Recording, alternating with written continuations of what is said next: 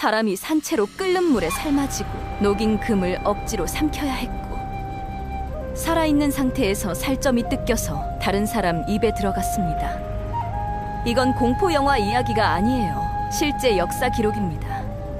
옛날 권력자들은 자기한테 덤빈 사람을 그냥 죽이지 않았어요. 죽이는 과정 자체를 최대한 끔찍하게 만들어서 다른 사람들한테 겁을 줬거든요. 인간이 같은 인간한테 얼마나 잔인해질 수 있는지 보여주는 5가지 처형 이야기를 해보겠습니다.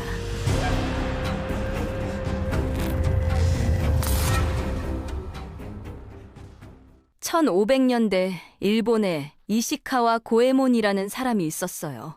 이 사람이 정확히 누구였는지는 사실 잘 몰라요. 원래 무사였다는 말도 있고 첩자였다는 말도 있는데 확실한 건 없습니다. 한 가지 확실한 건 이 사람이 당시 일본에서 가장 힘이 센 사람을 죽이려고 했다는 거예요. 그 사람이 도요토미 히데요시인데 일본을 통일한 유명한 영주였거든요.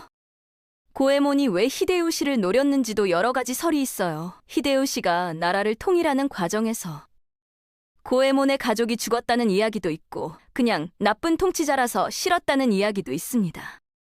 어쨌든 1594년 여름 어느 날 밤에 고에몬은 히데요시가 사는 궁전에 몰래 들어갔어요.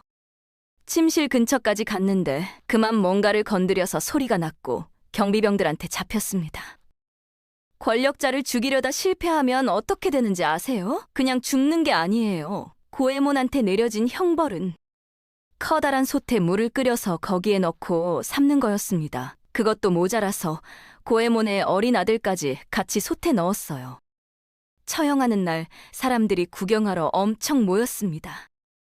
큰 철솥에 고에몬이랑 아들이 들어갔고 물이 채워졌어요. 불이 붙고 물이 점점 뜨거워지기 시작했습니다. 고에몬은 아들을 최대한 높이 들어올렸어요. 뜨거운 물에서 아이만이라도 살리려고 한 거죠. 여기서 이야기가 2가지로 갈립니다. 첫 번째 이야기에서는 이 모습을 보다 못한 누군가가 달려들어서 아이를 구해냈다고 해요. 고에몬은 아들이 살아나는 걸 보면서 죽었다는 거죠. 두 번째 이야기는 훨씬 슬픕니다. 아무도 도와주지 않았어요. 고에몬은 아무리 버텨도 결국 아이도 죽을 거라는 걸 깨달았습니다. 그래서 차라리 고통을 빨리 끝내주려고 직접 아이를 물속에 넣었다고 해요. 그러고 나서 아이 시신을 머리 위로 들어올린 채 구경꾼들을 노려보다가 죽었습니다. 어느 쪽이 진짜인지는 아무도 몰라요. 1492년 스페인에서는 또 다른 일이 있었습니다. 후안데 카냐마레스라는 사람이 페르난도 왕을 칼로 찔렀어요. 왕은 다행히 안 죽었는데 등에 깊은 상처를 입었습니다. 당시 스페인에는 농노라는 신분이 있었어요. 농노는 노예랑 비슷한데 좀 달라요. 노예는 사고 팔 수 있잖아요. 농노는 못 팔아요. 대신 땅에 묶여 있어서 평생 그 땅에서 일해야 했습니다. 땅 주인이 바뀌어도 농노는 계속 그 땅에 남아서 일해야 했어요. 카냐마레스도 이런 농노 출신이었는데 왕이 자기네들을 너무 힘들게 한다고 생각했던 것 같습니다. 왕비는 이게 혼자 한 짓이 아니라 여러 사람이 짠 거라고 의심했어요.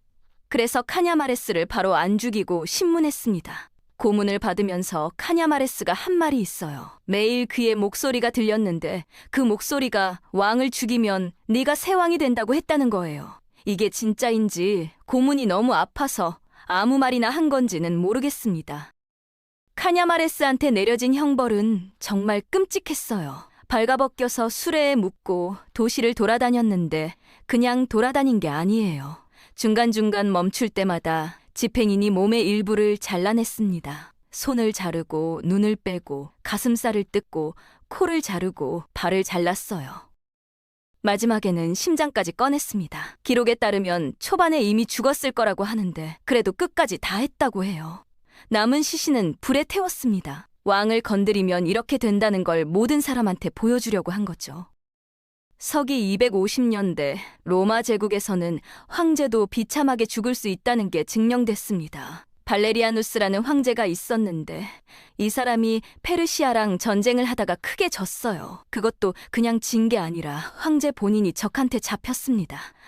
로마 역사상 황제가 전쟁터에서 포로로 잡힌 건 처음이었어요. 발레리아누스를 잡은 사람은 페르시아 왕 샤푸르였습니다. 샤프루는 로마 황제를 잡았다는 게 너무 좋았어요. 그래서 바로 안 죽이고 온갖 굴욕을 줬습니다. 샤프루가 말을 탈 때마다 발레리아누스를 바닥에 엎드리게 하고 등을 밟고 올라탔어요. 손님이 오면 이 사람이 로마 황제라고 자랑하면서 보여줬습니다. 세계 최강국 지도자가 발판 신세가 된 거예요. 발레리아누스가 어떻게 죽었는지는 여러 이야기가 있어요. 제일 유명한 건 이거예요.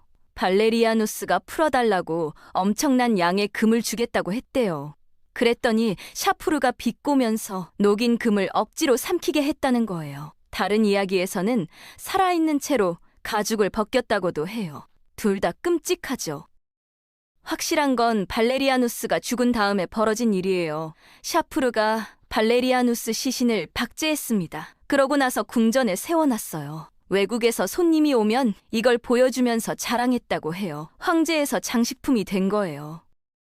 1300년대 잉글랜드에서는 반역자를 아주 특별한 방법으로 처형했습니다. 윌리엄 월레스라는 사람 아세요? 멜 깁슨이 나온 영화 브레이브하트의 주인공이에요. 이 사람은 스코틀랜드 독립을 위해 싸운 영웅이었는데 1305년에 잉글랜드한테 잡혔습니다.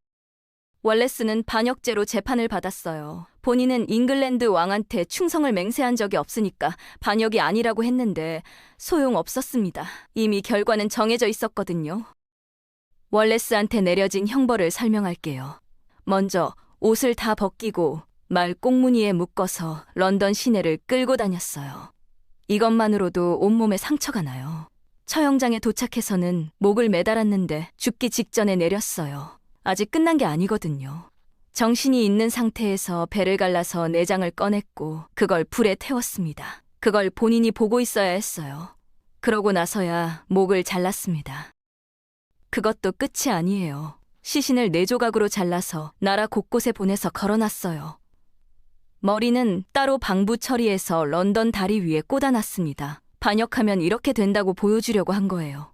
영화에서 월레스가 마지막에 자유를 외치잖아요? 실제로는 그럴 상황이 아니었어요. 너무 고통스러워서 뭘 외칠 수가 없었을 겁니다. 마지막 이야기가 제일 끔찍해요. 1500년대 헝가리에서 있었던 일입니다. 죄르지 도자라는 군인이 있었는데 이 사람이 농민 반란을 이끌었어요. 원래는 반란을 하려던 게 아니었어요. 오스만 제국이랑 싸우려고 농민들을 모았거든요. 그런데 모인 농민들이 생각을 바꿨어요. 밖에 있는 적보다 우리를 괴롭히는 귀족들이 더 나쁘지 않나? 그래서 귀족들을 공격하기 시작했습니다. 도자도 농민들 편을 들었어요. 한동안은 잘 됐어요. 귀족들 성도 점령하고 땅도 뺏었습니다. 그런데 결국 귀족들이 힘을 합쳐서 반란군을 때려잡았어요. 도자는 잡혔습니다. 도자를 잡은 귀족 야노시 자폴랴는 아주 특별한 벌을 생각해냈어요. 도자가 반란 중에 자기가 왕이라고 했거든요. 그래서 왕처럼 대해주기로 한 거예요. 물론 끔찍한 방식으로요. 도자를 의자에 앉혔어요. 그런데 이 의자가 새로 만든 건데 불에 달궈서 시뻘겋게 된 거였어요. 앉자마자 살이 타기 시작했습니다. 거기에 역시 불에 달군 왕관을 머리에 씌웠어요. 손에는 뜨거운 쇠막대기를 쥐어줬습니다. 왕이 되고 싶었으니까 왕처럼 해주는 거라면서요. 여기서 끝이 아니에요. 도자 부하들을 데려왔어요. 며칠 동안 굶긴 사람들이었습니다. 이 사람들한테 선택지를 줬어요. 지금 타고 있는 도자의 살을 뜯어서 먹거나 아니면 너도 죽거나. 불에 달군 집게로 도자 몸에서 살을 뜯어냈고 부하들은 그걸 먹어야 했어요. 안 먹겠다고 한 사람은 그 자리에서 죽였습니다. 도자가 정확히 언제 죽었는지는 몰라요. 처음에 뜨거운 의자에 앉을 때 죽었을 수도 있고 한참 버텼을 수도 있어요. 확실한 건 이 처형이 하나의 쇼였다는 거예요. 귀족한테 덤비면 이렇게 된다고 보여주려고 한 거죠. 도자살을 먹어야 했던 사람들은 풀려났는데 평생 그 기억을 안고 살았을 거예요. 참고로 이 처형을 시킨 자폴랴는 나중에 헝가리 왕이 됐습니다. 이 5가지 이야기는 옛날 권력자들이 얼마나 잔인했는지 보여줘요. 그냥 죽이는 게 아니라 죽이는 과정을 최대한 끔찍하게 만들었습니다. 왜 그랬을까요? 다른 사람들한테 겁을 주려고 한 거예요. 나한테 덤비면 이렇게 된다고요. 지금 기준으로는 이해가 안 되는 잔인함이지만 그 시대에는 이게 질서를 유지하는 방법이었습니다. 인간의 역사가 얼마나 어두운 면을 가지고 있는지 생각하게 되는 이야기들이에요.